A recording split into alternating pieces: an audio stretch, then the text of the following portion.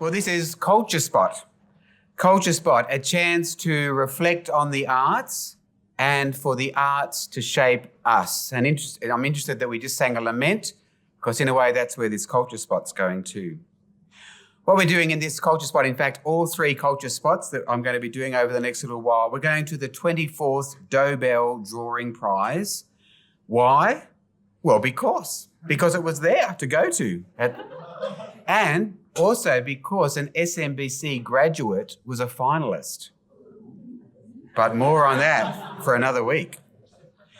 One of the things that struck me about the Dobell Drawing Prize was its sophisticated or maybe subversive definition of what actually makes a drawing. I expected to see drawings done with things like ink and charcoal and pastel, like this one, Bath Time by Julian Aubrey Smith. We had a cupboard laundry for a while in one of our houses, and it reminded me of that. Or I expected to see works done with graphite pencil. This one, Scar and Ruby, an artist has drawn her two daughters. In a way, I thought the whole exhibition would be drawings with pencil, pen, ink, and so on. However, that wasn't the case. Have a look at this one. It's called Running with My Dog by Sal Cooper.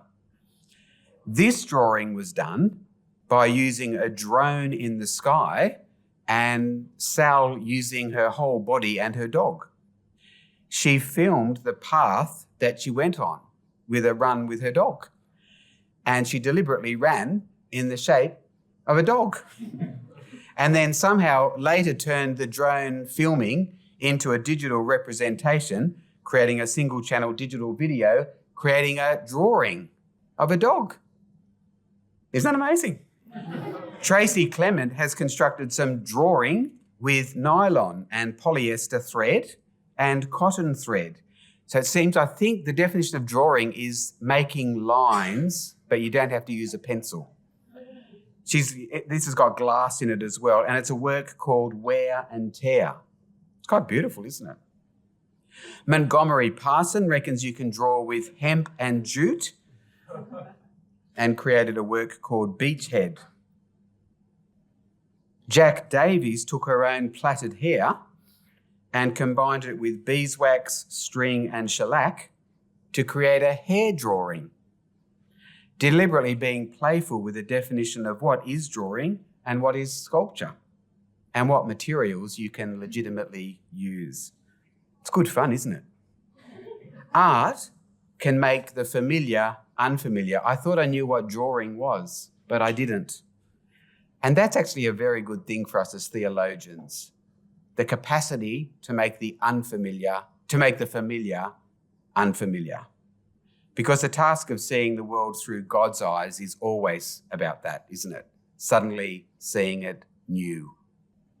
So if artists give us practice in that, that's a great thing. There was one work that especially haunted me, and it's another work that was a drawing with human hair. It's called Dad's Last Portrait, Death Certificate. It's by Leonardo Uribe. It's human hair on paper. The background to this work is that Leonardo's father died in Colombia during the time of COVID lockdown, and Leonardo was unable to be with him.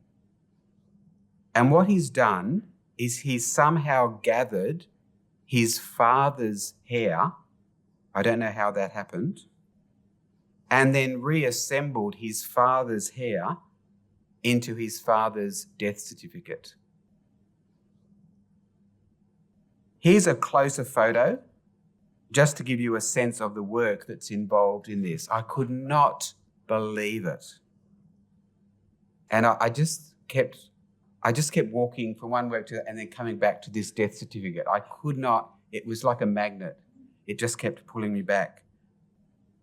The artist said, "This is a deeply personal work, an attempt to heal and a lasting testament to my father's memory."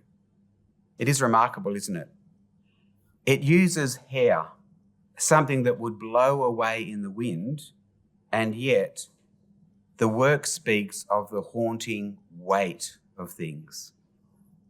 the haunting weight of death, the haunting weight of absence, the haunting weight of the human body, the importance of connection between bodies.